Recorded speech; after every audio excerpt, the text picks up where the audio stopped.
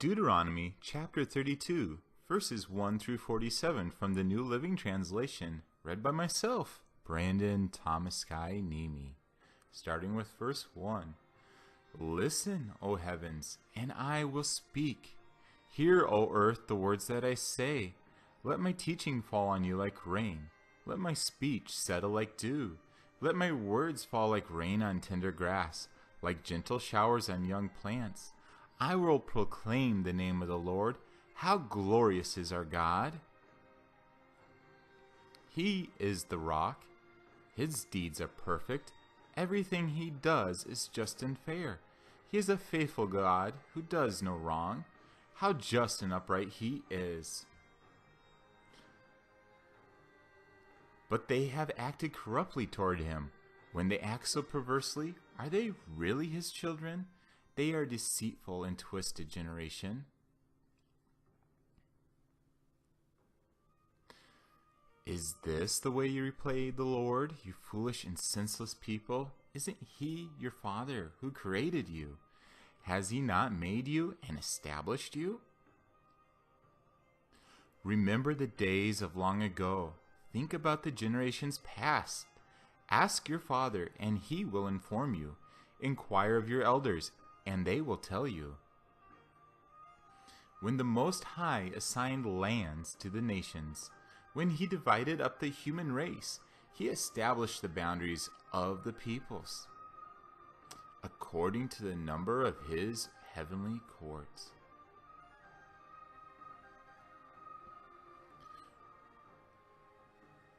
For the people of Israel belong to the Lord. Jacob is his special possession. He found them in a desert land. In an empty, howling wasteland, he surrounded them and watched over them. He guarded them as he would guard his own eyes.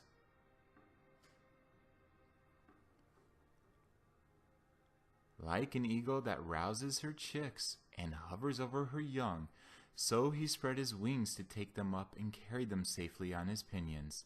The Lord alone guided them. They followed no foreign gods. He let them ride over the highlands and feast on the crops of the fields. He nourished them with honey from the rock and olive oil from the stony ground.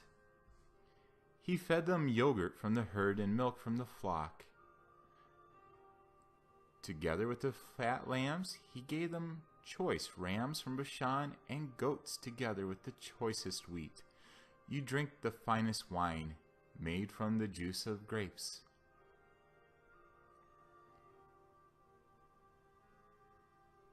But Israel soon became fat and unruly. The people grew heavy, plump and stuffed. Then they abandoned the God who had made them. They made light of the rock of their salvation.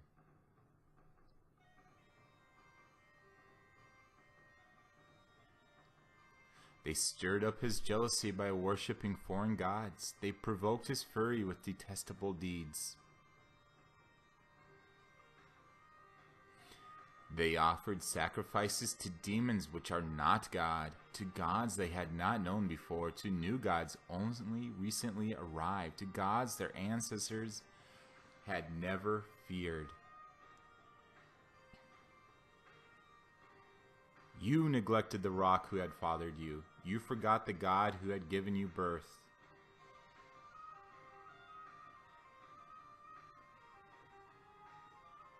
The Lord saw this and drew back, provoked to anger by his own sons and daughters. He said, I will abandon them. Then see what becomes of them, for they are a twisted generation, children without integrity. They have roused my jealousy by worshipping things that are not God. They have provoked my anger with their useless idols. Now I will rouse their jealousy through people who are not even a people. I will provoke their anger through the foolish Gentiles.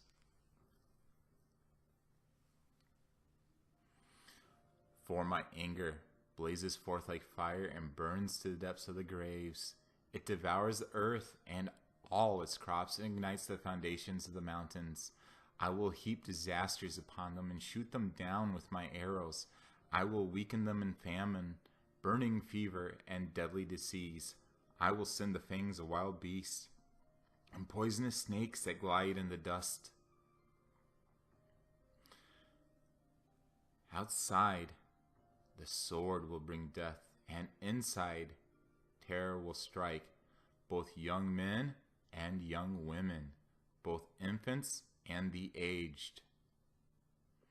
I would have annihilated them, wiping out even the memory of them. But I feared the taunt of Israel's enemy, who might understand and say, "Our own power has triumphed. The Lord had nothing to do with this. But Israel is a senseless nation. The people are foolish without understanding."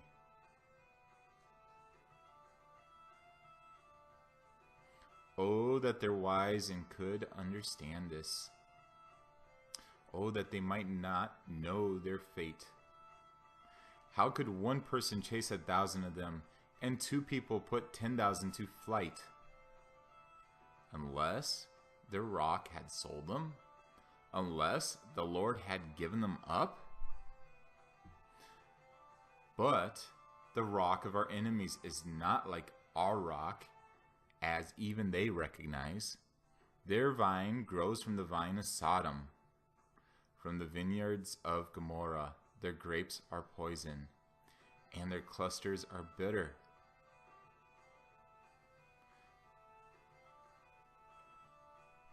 Their wine is the venom of serpents, the deadly poison of cobras. The Lord says, "Am I not storing up these things, sealing them away in my treasury? I will take revenge. I will pay them back. In due time, their feet will slip. Their day of disaster will arrive, and their destiny will overtake them.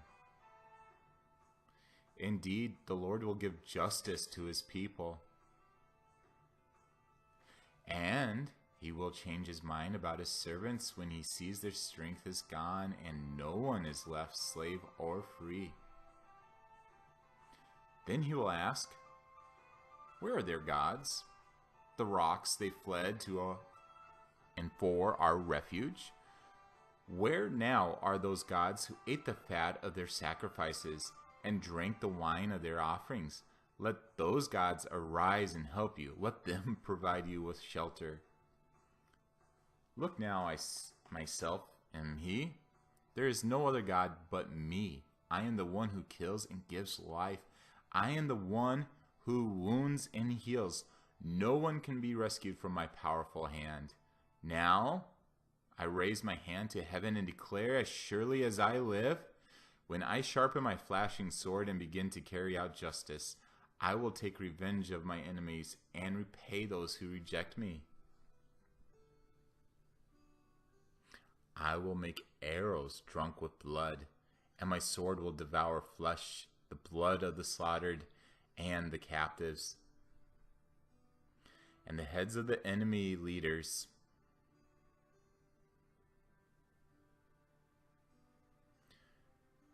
Rejoice with him, you heavens, and let all of God's angels worship him. Rejoice with his people, you Gentiles, and let all the angels be strengthened in him, for he will avenge the blood of his children. He will take revenge against his enemies. He will repay those who hate him and cleanse his people's land.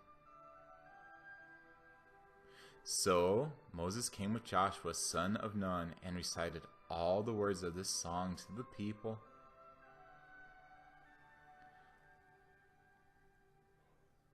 When Moses had finished reciting all these words to the people of Israel, he added, "Take to heart all the words of warning I have given you today.